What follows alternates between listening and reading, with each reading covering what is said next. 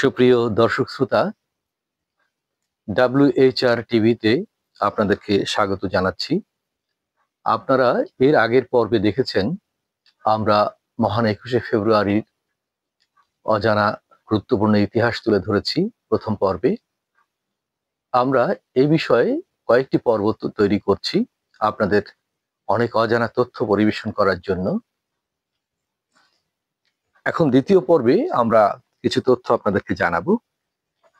আপনারা জানেন, যারা এ বিষয়ে গবেষণা করেছেন বা যারা পড়াশোনা করেছেন তারা জানেন যে ভারত থেকে পাকিস্তান রাষ্ট্রটির জন্ম হওয়ার প্রাক্কালে তখন পাকিস্তানের যে নেতৃবৃন্দ ছিলেন, বিশেষ করে মুসলিম লীগের নেতৃবৃন্দ, তাদের সাথে আমাদের দেশের অন্যান্য বিভিন্ন দলের নেতৃবৃন্দের একটা আলোচনা প্রায় হতো যে এই দেশটি আলাদা হলে পাকিস্তানের রাষ্ট্রভাষাটা কি হবে।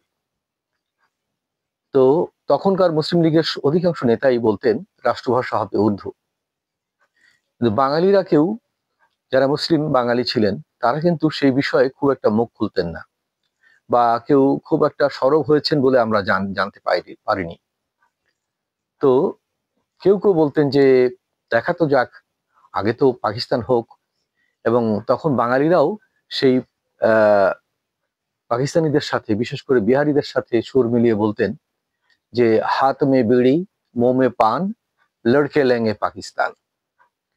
এরকম তারা একটা ছন্দ মিলিয়ে তারা পদ্য আকারে একটা মিছিল, তারা বিশেষ করে স্লোগান দিত যে হাত মে বেড়ি মুঁ মে পান লড়কে লেঙ্গে পাকিস্তান। বাঙালিও সেই সুরে সুর মেলালো। কিন্তু বাঙালি যে আশা নিয়ে শেরে বাংলার 1940 সালের লাহোর প্রস্তাবের ভিত্তিতে যে স্বপ্ন দেখে, যে আশা নিয়ে দারুণভাবে সমর্থন করলেন পাকিস্তানিদের ভারতকে বিভক্ত করে পাকিস্তান হওয়ানোর জন্য, এবং বাঙালি মনে করেছিল যে সেই শেরে বাংলার প্রস্তাব অনুযায়ী যে আলাদা আলাদা প্রদেশগুলো হবে, স্বায়ত্ত শাসন লাভ করবে এবং বাঙালিরা তাদের মাতৃভাষায় কথা বলতে পারবে, সবকিছু আরো উন্নত হবে। কিন্তু বাঙালির সে স্বপ্নভঙ্গ হলো শুরুতেই। তখন যারা একটু সচেতন নেতা, সচেতন রাজনীতিবিদ, যারা বাংলার এই অঞ্চলকে ভালোবাসেন, পূর্ব বাংলাকে ভালোবাসেন, তারা বললেন যে আসলে আমরা তো এটা চাইনি। তারা দেখলেন, বুঝলেন যে যখন জিন্না এসে এদেশে এসেই যখন বললেন যে উর্দুই হবে এদেশে পাকিস্তানের একমাত্র রাষ্ট্রভাষা, তখন তাদের সেই স্বপ্নভঙ্গ প্রথম আঘাত তারা পায় এবং স্বপ্নভঙ্গ হতে শুরু করে। তখন অনেক নেতাদের মধ্যে থেকেই তারা নিজেরাই গুঞ্জন শুরু করেছিলেন যে তাহলে বোধহয় আমাদের এই যে আমরা এত সংগ্রাম করলাম পাকিস্তান প্রতিষ্ঠার জন্য, পাকিস্তানিদের চেয়ে, পাকিস্তানের অন্যান্য রাষ্ট্র মানে প্রদেশের চেয়ে, তাদের চেয়ে আরো বেশি অগ্রণী ভূমিকা পালন করেছিল বাঙালিরা। এবং বাঙালিরা সেই অগ্রণী ভূমিকা এতটাই তীব্রতার সাথে ভাবে পালন করেছিল যে তারা মনে করেছিল যে আমরা পাকিস্তান হলেই বোধহয় আলাদাভাবে একটা রাষ্ট্রের মর্যাদা বা সম্মান, সুযোগ সুবিধা, অনেক সুযোগ সুবিধা লাভ করব। একটা স্বপ্ন মানে তাদের মধ্যে এটা ছিল। কিন্তু সেই স্বপ্ন ভঙ্গ হওয়ার পরে যখন জানলেন যে প্রথমেই যে আঘাতটা হলো যে পাকিস্তানের রাষ্ট্রভাষা হবে একমাত্র উর্দু, তখন তাদের সম্বিত ফিরল এবং তারা নতুন করে ভাবলেন যে আবার আমাদের দীর্ঘকাল লড়াই সংগ্রাম করতে হবে। যে ব্রিটিশ শাসিত হলো এই পাক ভারতবর্ষ 190 বছর, সেই ব্রিটিশ শাসিত হওয়ার পরে যখন ভারতের থেকে আবার পাকিস্তান আলাদা হলো, পাকিস্তানের অধীনেও বাঙালিরা তখন আবার করে নতুন করে তাদের স্বপ্নভঙ্গের কারণে নতুন করে সংগ্রামে অবতীর্ণ হতে হলো, নিজেদের মধ্যে আলোচনা করে যে না, এই দেশটি আমরা আবার আমাদের মতো করে আমরা পেতে চাই, তার জন্য হয়তো আমাদের সংগ্রাম করতে হবে। তো সেই সংগ্রামে অনেক জাতীয় নেতারা এখানে অবদান রেখেছিলেন। শেরে বাংলা, সোহরাওয়ার্দী, মাওলানা ভাসানী, বঙ্গবন্ধু শেখ মুজিবুর রহমান, জাতীয় চার নেতা সহ আরো অনেকেই, যাদের অবদান অনস্বীকার্য, ইতিহাসে যেটা রয়ে গেছে।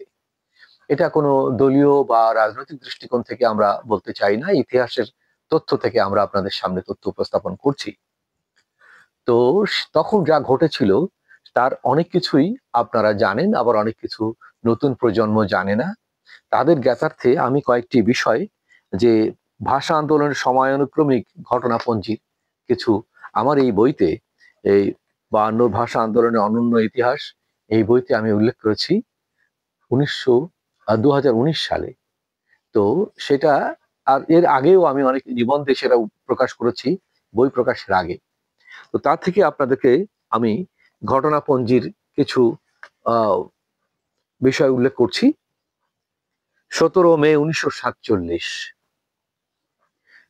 17 মে 1947 হায়দ্রাবাদের এক ভাষণে মুসলিম লীগের নেতা চৌধুরী খালিকুজ্জামান বলেন, উর্দুই পাকিস্তানের জাতীয় ভাষা হবে। কারণ তখন রীতিমতো রব উঠেছে যে পাকিস্তান যদি আলাদা রাষ্ট্র হয় তাহলে এই রাষ্ট্রের ভাষা কি হবে। তো এরপরে জুন 1947 কলকাতার ইত্তেহাদ পত্রিকায় বাংলার পক্ষে আব্দুল হকের বাংলা ভাষা বিষয়ক প্রস্তাব শীর্ষক প্রবন্ধ প্রকাশিত হয়। জুন মাসেই কমর উদ্দিন আহমেদ, তাজউদ্দিন আহমেদ, মোহাম্মদ তোহা, অলি আহাদ প্রমুখের নেতৃত্বে নবগঠিত গণ আজাদি লীগ তার দলীয় ইশতেহারে ঘোষণা করল, মাতৃভাষার সাহায্যে শিক্ষাদান করিতে হইবে এবং বাংলা হইবে পূর্ব পাকিস্তানের রাষ্ট্রভাষা। বিষয়টি লক্ষণীয়। দুঃখিত। এরপরে জুলাই 1947 কি ঘটলো? আলিগড় মুসলিম বিশ্ববিদ্যালয়ের উপাচার্য ডক্টর জিয়াউদ্দিন এক বিবৃতিতে মন্তব্য করেন, পাকিস্তানের রাষ্ট্রভাষা হবে উর্দু। এই যে দেখুন কিভাবে তারা উস্কে দিল, কিভাবে তারা বাঙালির অধিকার ছিনিয়ে নেওয়ার জন্য তখন থেকে তাদের অপতৎপরতা শুরু করলো।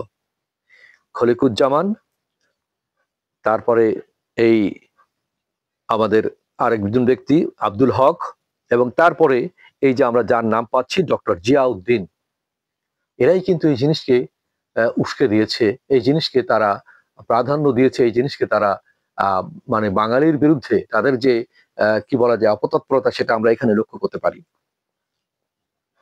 29 জুলাই 1947 ডক্টর জিয়াউদ্দিনের বিবৃতির প্রতিবাদে দৈনিক আজাদে ডক্টর মোহাম্মদ শহীদুল্লাহ পাকিস্তানের ভাষা সমস্যা শীর্ষক প্রবন্ধ প্রকাশ করেন। ডক্টর মোহাম্মদ শহীদুল্লাহ আমাদের বাঙালি জাতির এক গর্বিত ধন, আমাদের এক বাঙালি জাতির এক পরম সম্পদ, বাঙালি জাতির একজন শ্রেষ্ঠ সন্তান। তার প্রজ্ঞা, তার মানবতা, তার সহনশীলতা, তার দূরদর্শিতা, তার বিদ্যা বুদ্ধি জ্ঞান সবকিছু মিলিয়ে শতাব্দীর ইতিহাসে নয়, বাঙালির জীবনে বোধহয় 1000 বছরের ইতিহাসে একজন ডক্টর মোহাম্মদ শহীদুল্লাহ এসেছিলেন। তিনিই কিন্তু তখন প্রতিবাদ করেছিলেন। তার মূল্যায়ন কিন্তু এখনকার প্রজন্ম ততটা করে না, তাকে ভুলেই গেছে, অনেকে জানেই না ডক্টর মোহাম্মদ শহীদুল্লাহ সম্বন্ধে। অথচ তিনি সাহিত্য আছেন ঢাকা বিশ্ববিদ্যালয়ের এই হল প্রাঙ্গণে। আপনাদের ডক্টর মোহাম্মদ শহীদুল্লাহ হল আছে, আপনারা জানেন কিনা জানি না, যারা নতুন প্রজন্ম, সেই হল প্রাঙ্গণেই তার সমাধিটি আছে, সেখানে কবরটা আছে। তিনি এমনই একজন ব্যক্তি ছিলেন যে তার তুলনা বাংলার ইতিহাসে, দুই বাংলার ইতিহাসে বিরল, নেই বললেই চলে। যাই হোক, সে প্রসঙ্গে আমি আরেকদিন ডক্টর মোহাম্মদ শহীদুল্লাহকে নিয়ে আপনাদেরকে জানাবো। আমি এবার বলছি 5 ডিসেম্বর 27 নভেম্বর 1947 করাচিতে অনুষ্ঠিত পাকিস্তান শিক্ষা সম্মেলনে রাষ্ট্রভাষা হিসাবে উর্দুর পক্ষে সুপারিশ করা হয়। 5 ডিসেম্বর 1947 বঙ্গীয় প্রাদেশিক মুসলিম লীগ ওয়ার্কিং কমিটির সর্বশেষ বৈঠকে গিয়ে শিক্ষা সম্মেলনের সুপারিশের বিরুদ্ধে ঢাকার ছাত্র শিক্ষক বুদ্ধিজীবীদের বিক্ষোভ প্রদর্শন। 6 ডিসেম্বর 1947 শিক্ষা সম্মেলনের সুপারিশের বিরুদ্ধে ছাত্রদের বিক্ষোভ। 12 ডিসেম্বর 1947 বাস ট্রাকে চড়ে উর্দুর পক্ষে ধ্বনি দিতে দিতে একদল লোকের মেডিকেল কলেজ ও ইঞ্জিনিয়ারিং কলেজের ছাত্রাবাসে হামলা। এবার 1946 তমদ্দুন মজলিসের নুরুল হক ভূঁইয়াকে আহ্বায়ক করে প্রথম রাষ্ট্রভাষা সংগ্রাম কমিটি গঠন। ফেব্রুয়ারি 1948 বাংলা ভাষার পক্ষে সহস্র ব্যক্তির স্বাক্ষর সংগ্রহ করে সরকারকে স্মারকলিপি দেয় রাষ্ট্রভাষা সংগ্রাম কমিটি। 25 ফেব্রুয়ারি 1948 গণপরিষদের অধিবেশনে ধীরেন্দ্রনাথ দত্ত ইংরেজি ও উর্দুর সঙ্গে বাংলাকেও গণপরিষদের ব্যবহারিক ভাষা হিসাবে অন্তর্ভুক্ত করার দাবি তুলে সংশোধনী প্রস্তাব আনলে মুসলিম লীগ সংসদের সম্মিলিত বিরোধিতায় তা বাতিল হয়ে যায়। রাজশাহীতে স্কুল কলেজের ছাত্রছাত্রীরা রাষ্ট্রভাষা হিসাবে বাংলার পক্ষে ধর্মঘট করে। 27 ফেব্রুয়ারি 1948 বরিশালের জেলা মুসলিম লীগের উদ্যোগে বাংলার পক্ষে জনসভা আয়োজিত হয়। রাজশাহীর নওগাঁয় সারা মহকুমায় আন্দোলন পরিচালনার জন্য সর্বদলীয় কমিটি গড়ে ওঠে। 28 ফেব্রুয়ারি 1948 তমুদ্দিন মজলিস ও পূর্ব পাকিস্তান মুসলিম ছাত্রলীগ যৌথভাবে 11 মার্চের প্রতিবাদ দিবস হিসেবে পালনের সিদ্ধান্ত নেয় এবং এই দিবসটি খুলনা, পাবনা, মুন্সিগঞ্জ, দিনাজপুরে পালিত হয় এবং তারা সেখানে জনগণ বিক্ষোভে ফেটে পড়ে। 2 মার্চ 1948 সর্বদলীয় রাষ্ট্রভাষা সংগ্রাম পরিষদ গঠিত হয়। লক্ষণীয় বিষয়টি 11 মার্চ 1948 সর্বদলীয় রাষ্ট্রভাষা সংগ্রাম পরিষদের উদ্যোগে পূর্ব পাকিস্তানের ধর্মঘট পালিত হয়। আহত হন 200 জন, জেলবন্দী হন 69 জন। 13 মার্চ 1948 ঢাকা বিশ্ববিদ্যালয় সহ দেশের সকল শিক্ষা প্রতিষ্ঠানের ধর্মঘট পালিত হয়। 14 মার্চ 1948 পূর্ব পাকিস্তানের সর্বত্র ধর্মঘট পালিত হয়। 15 মার্চ 1948 এই দিনও সর্বত্র ধর্মঘট পালিত হয়। 16 থেকে 17 মার্চ 1948 সভা, মিছিল, পুলিশের লাঠিচার্জ, কাঁদানে গ্যাস নিক্ষেপ ও ফাঁকা গুলিতে ঢাকা প্রকম্পিত হতে থাকে। 21 মার্চ 1948 রমনা রেসকোর্স ময়দানে দেওয়া নাগরিক সংবর্ধনায় পাকিস্তানের প্রথম গভর্নর জেনারেল মোহাম্মদ আলী জিন্নাহ তিনি বলেন, আমি স্পষ্টভাবে আপনাদের বলে দিতে চাই যে উর্দুই হবে পাকিস্তানের রাষ্ট্রভাষা, অন্য কোনো ভাষা নয়।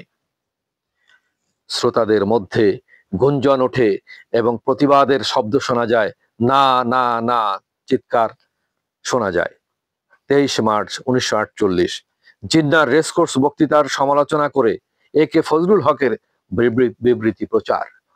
শেরে বাংলা একে ফজলুল হক, বাংলার বাঘ, তিনি কিন্তু তখনই প্রতিবাদ জানিয়েছিলেন এই অন্যায় প্রস্তাবের বিরুদ্ধে, জিন্নাহর এই অন্যায় আবদারের বিরুদ্ধে, অন্যায় দাবির বিরুদ্ধে। 24 মার্চ 1948 ঢাকা বিশ্ববিদ্যালয়ের কার্জন হলে বিশেষ সমাবর্তন উৎসবে জিন্নাহ আবার উর্দুকে রাষ্ট্রভাষা করার ঘোষণা করেন। আব্দুল মতিন সহ, ভাষা মতিন যাকে আমরা পরবর্তীতে নাম দিয়ে চিনেছি, আব্দুল মতিন সহ অন্য ছাত্ররা নো নো বলে প্রতিবাদ করেন। সর্বদলীয় রাষ্ট্রভাষা সংগ্রাম পরিষদের প্রতিনিধিরা জিন্নাহর সঙ্গে আলোচনা করেন, তাতে তীব্র বাক বিতণ্ড ও চেঁচামেচি, বিশৃঙ্খলার সৃষ্টি হয়। এ বিষয়ে আমরা আপনাদেরকে পরবর্তী পর্বে আরো তথ্য প্রদান করছি।